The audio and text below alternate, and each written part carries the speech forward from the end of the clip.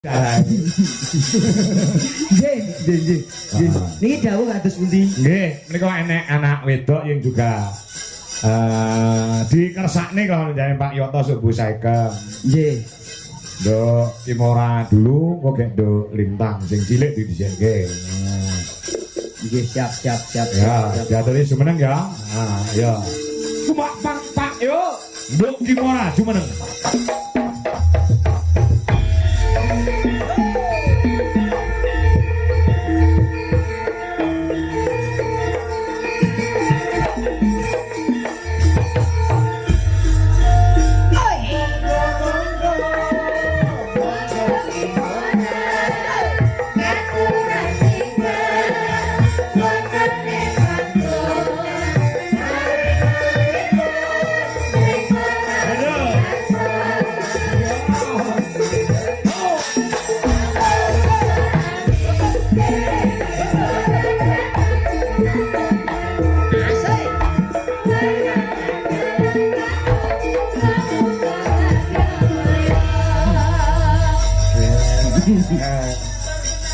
Ndi mikir digolekne sing wis muni ayo coba. Ya. Alhamdulillah. Jadi Pak Dalan. Sugeng dalu nduk Sayu. Saiki terus ada peningkatan. Injih Sawang dhisik ketemu pisan ki dandane ora patek patut. Terus sing kedua dadi patut saiki luar biasa. Ketok lek pipine dikai abang-abang kaya bar keponcrotan caos dadi. Abang teng pipi jenenge apa no? Abang blas. Oh, baskom. Blas on kok baskom. Blas on. Blas on. Blas on. Kuwi pemerah ben ketok apa ya ketok menyala. Ngono lho. Nduk Kimora. Nggih. Kenalan karo Om Gareng. Saling Masya Allah saling karo Om. Masya Allah. Ya kok cilikane bojoku yang ngene iki. Masya Allah. Wis sauro-uro Nduk Kim karo Gareng iki kan Gareng akeh banget to. Sampun delok teng YouTube. Sampun delok teng YouTube. Nggih. Raine sae napa mboten? Ra pantes didelok e. Ora pantes didelok jare. Mau bapak nderek ora, Dek? Nggih. Hah? Nggih. Oh, kok ora melu tak ada isak kowe mojane. Wong petuk pisan kok ora pantes didelok. Minta maaf sih. Nggih, matur suwun. Wong cah cilik ki omong kuwi sesuai karo apa sing ditonton jujur kok. Ngono lho. Nggih. Nek nyawang yoga-yoga lak ganteng-ganteng. Nggih, ganteng-ganteng karo sampeyane. Iya. Nyawang kuwi jajal.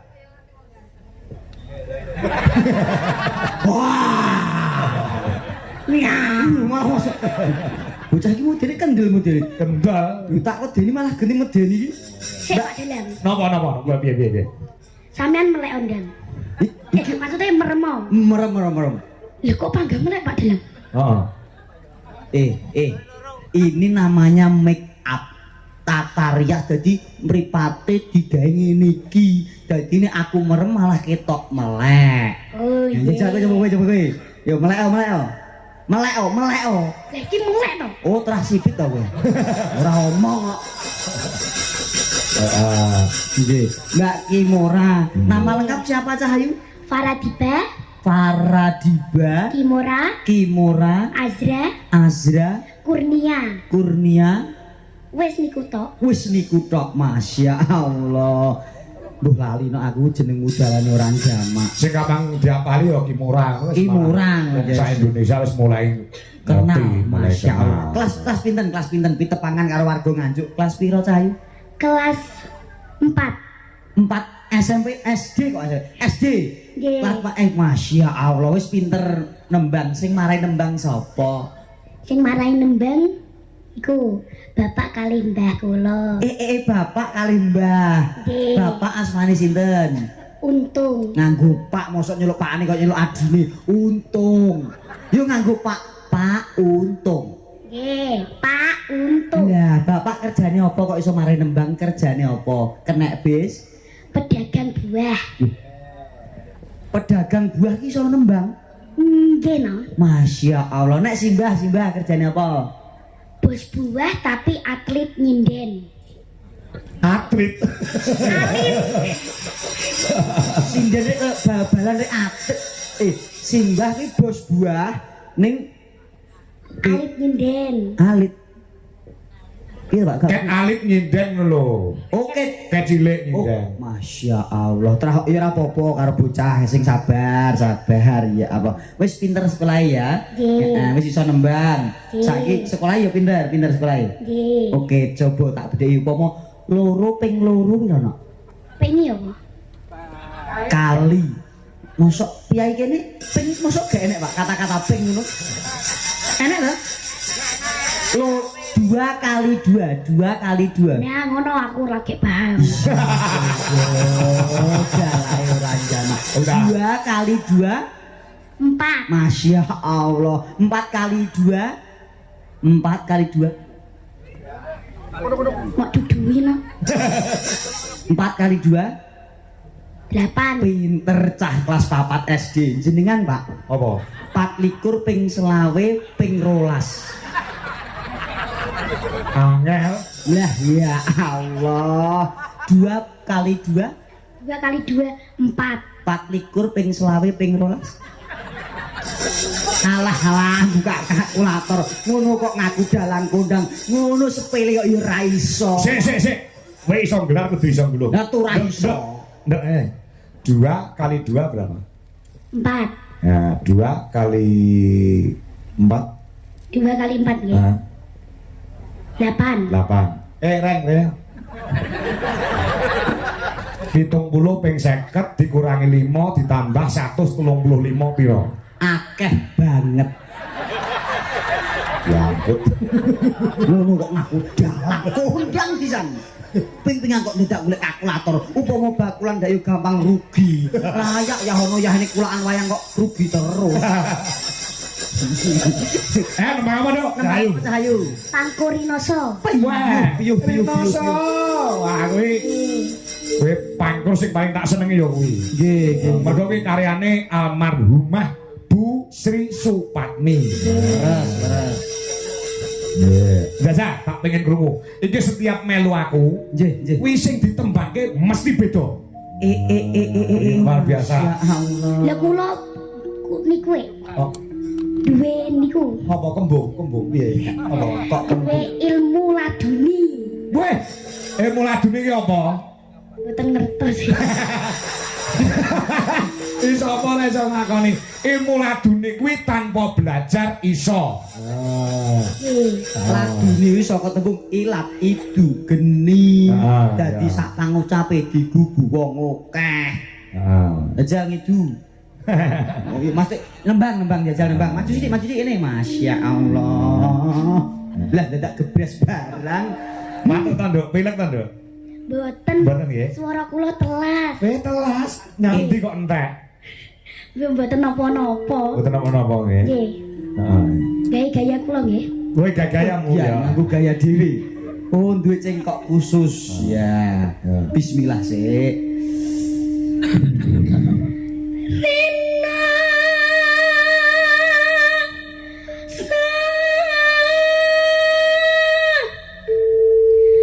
Sayaka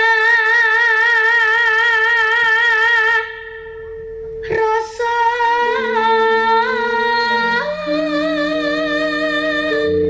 tangan Masya Allah caklas tapat Mongko iki suarane entek lho. Biasane orang ngene iki lho. rumah langkung Luwih los luwih cemengkang suarane. Masya. Ning ora apa-apa, tak maklumin, Nduk. Mergo kowe wis ora tau leren kok. warise suranjamah Ayo, olah ngger suara entek ngono nembang ati gulumu ki munggah medun. Kaya bapak ibumu kalu mangan kayamu to, Nduk. Nono.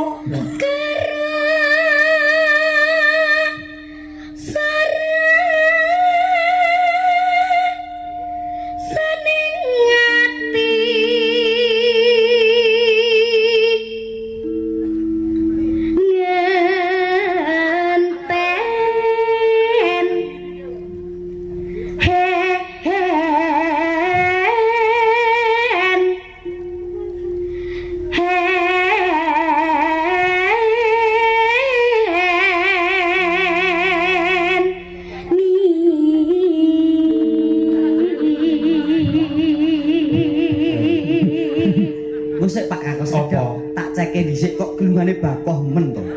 Lah apa? Oh, lah nganggo paku rolas. Yo ora apa-apa, bakoh aman gak Bu? Aman. Dok. Jenengan lagi nembang ngenteni langsung enek wong transfer 500.000 Gus sampeyan. Mosok Pak Dalang. Tenang iki. Saka Pak Muklasaan gitu. Sugeng dalu Pak Dalang derek wungo nitip kagem Kimurang 500.000. Ini 500.000 nggih. Nggih, matur suwun nggih Pak Muklas Saat. Saan. Saan. Nggih. Bu, kayak 500 Bu. Aku ora nggo dhuwit iki. Lah duitnya ditransfer lho Pak De tadi. Alah alasan. Lah apa? Wong lanang ketok gagah nek metu rawani nggo dhuwit ya kuwi. Duwe kalah karo sing wedok, Pak. Kene ya ngono. Kene ya alah padha. Oh ya teko. Wong ya teko. 500.000. Hitung sik nduk engko rek kepotong admin ya. Ayo, hitung sik. Sing ndek wingi bayar sampeyan tekan Semarang lho, Nduk. Oh. Kelingan mboten? Pak Muklasaan. Nggih. Tresno banget karo sampeyan. Bener to 500.000 nggih? Aduh, ya. Lagek rong bait wis 500.000. Aku ndek iki 4 lagu nok blas ge nek sing aweh. Tuwekan lho apa? Ya nasibe wong dhewe-dhewe ya. Bener. Aku ya ora meri. Yo.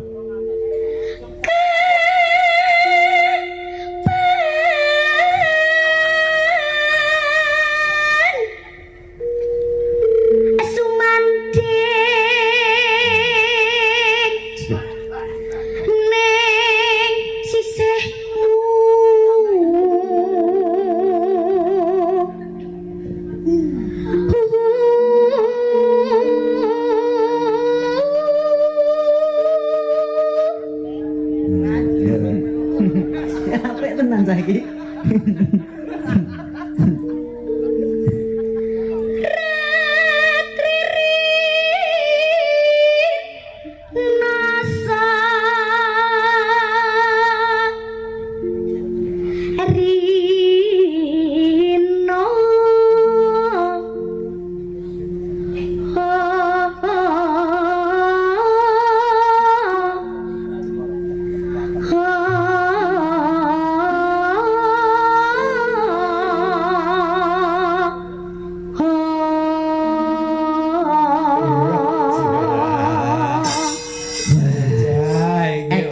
Dan penekanannya jelas.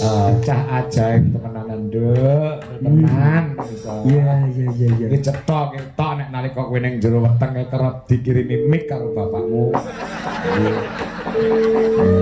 Suarane apik. Yen saya Pak Kangko. Apa?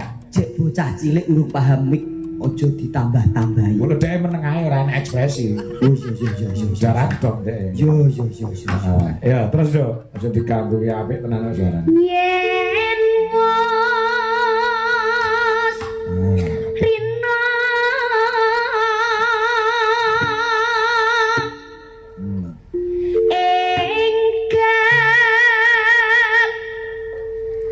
ratri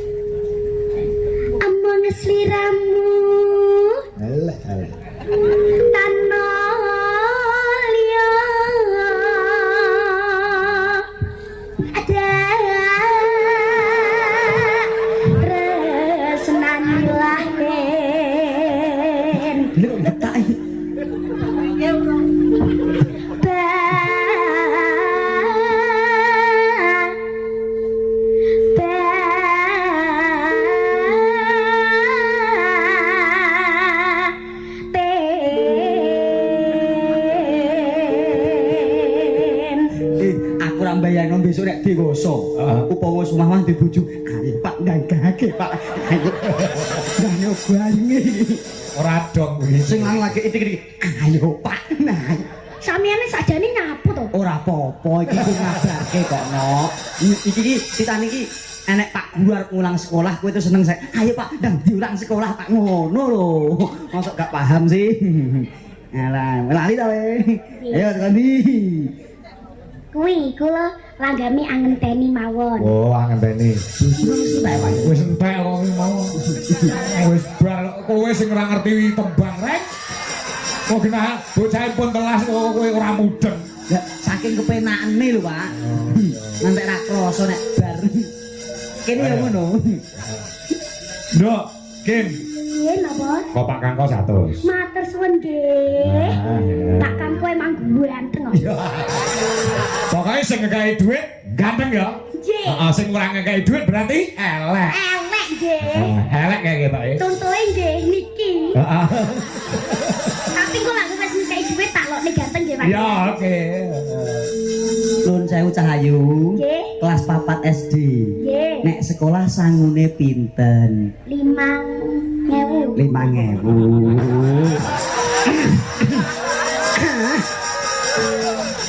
Soale dompete om iki dhewe-dhewe, sing kene khusus 5.000, sing kene khusus 100. Mau rak 5.000 ya.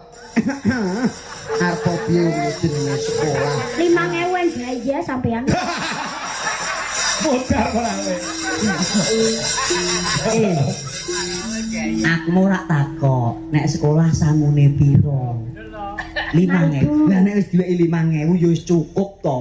Ya wis. Tapi lak aku ngelokne elek setengah nggih. Oh berarti jek setengah ya? Nggih. Ya tak tambah 10.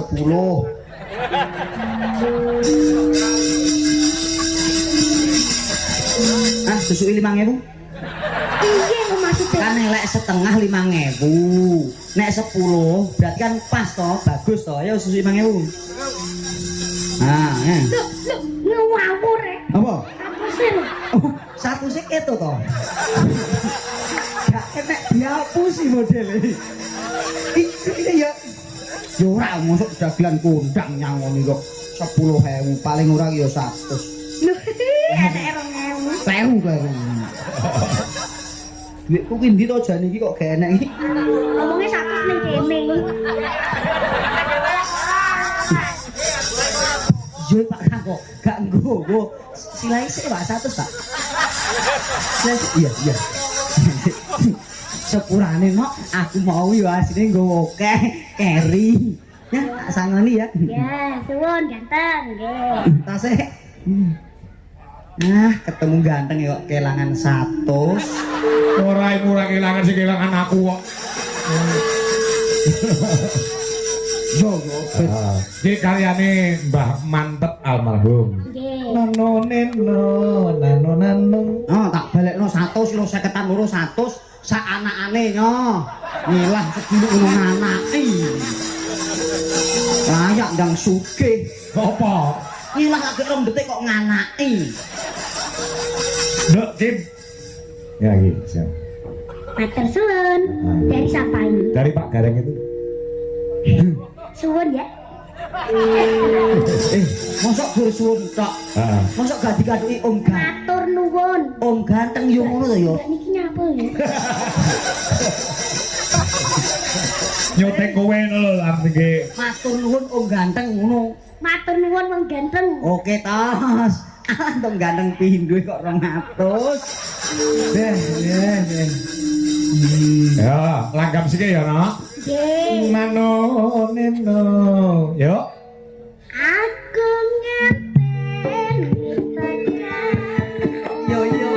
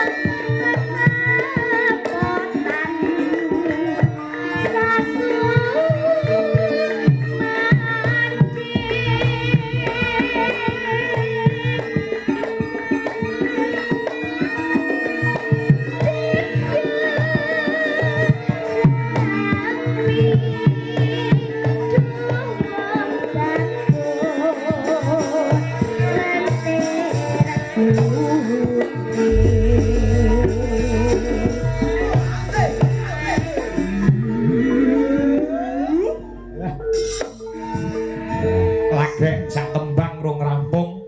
Imo pendapatane bersih nang dhuwur panggung wis 800.000.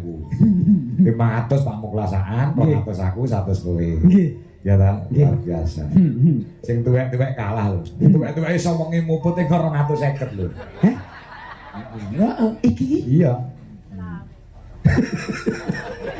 Lek melu dalang kae lho. Api yang ini kan 250. Melu aku edok tak 250 ya. 200 sih. Mboten ora mungkin golek Pak Kang kok. No, alhamdulillah disyukuri rezeki ning Gusti Allah lumantar kebisanmu lan kebecikanmu. Ning kok nek balik ora sate kok amplop neh lho ya. Wis kuwi nang bayarane. Pinter cah pinter ya. Aja ngaku sih amplope dhewe. Heh? Amplope dhewe sing bayar sing kagungan dalem kok. Sing ngurus. Oh ngene nggih Pak dalam nyangoni dhewe amplope dhewe. Lah. Jane angel apusane modele. Oh sing di omah bayar rumasane Pak Yoto. Karepku kan ya tak urusane aku, engko jenengan ndang bubuk istirahat, kok hitung-hitungan tak kalih bapak kalih kula mawon. Iya. Mesake ya, cah cilik nggo dhuwit kakean nek ilang kok. Ya.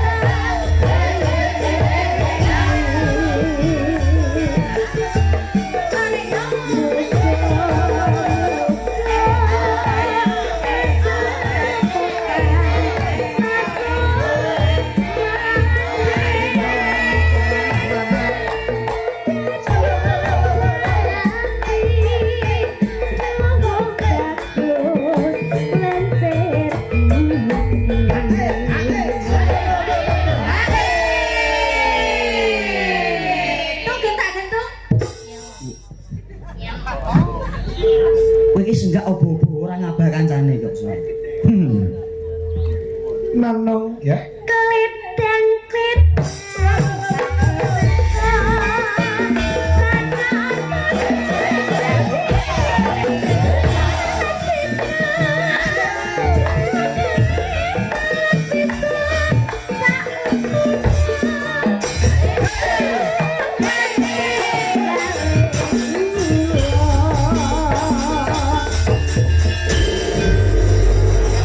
Masya Allah, Masya luar Allah. biasa.